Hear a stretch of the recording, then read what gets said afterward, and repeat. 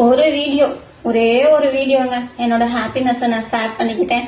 அது எந்த வீடியோனா, விஜய் வந்து சிவகாசி வரல, வந்திருந்தா நேர்ல போய் பார்த்திருந்திருக்கலாம் அப்படிங்கிற ஒரு ஹாப்பினஸோட நான் வந்து சொல்லியிருந்தேன். அந்த வீடியோக்கு அவ்வளவு பேர் வந்து வன்மத்தை கக்குறீங்க. பரவாயில்ல, கக்கிக்கோங்க.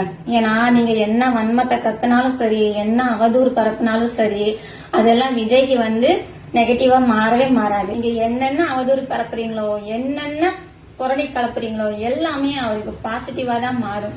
சோ அதனால பயப்பட தேவையே இல்லை. ஏன்னா அவர் வந்து இன்னுமே தான் வின் பண்ணணும்னு அவசியம் இல்லை. டிவிக்கு ஆல்ரெடி எப்போ வின் ஆயிடுச்சு. சொல்றாங்க கூட்டம் எல்லாம் குடும்பம் ஆகாது, கூட்டம் எல்லாம் ஓட்டு ஆகாதுன்னு. அது மே மாசம் தான் தெரியும். மே மாசம் 4ஆம் தேதி தெரியும். தோத்தாலும் சரி, ஜெயிச்சாலும் சரி. ஆனா போடுறவங்க ஓட்டு போடத்தான் செய்வாங்க. என்னோட ஓட்டு என்னோட உரிமை. நான் யாருக்கு போடணும்னு நான் தான் டிசைட் பண்ணணும். என்னோட ஓட்டு டிவி கேக்கு தான். நீங்க யாருக்கு போடணும் அப்படின்னு சொல்ற உரிமை எனக்கு கிடையாது. நீங்க யாரு வந்தா கரெக்டா இருக்குமோ அவங்களுக்கு ஓட்டு போடுங்க. அவ்வளவுதான் நான் சொல்லுவேன். சோ என்னோட ஓட்டு என் உரிமை.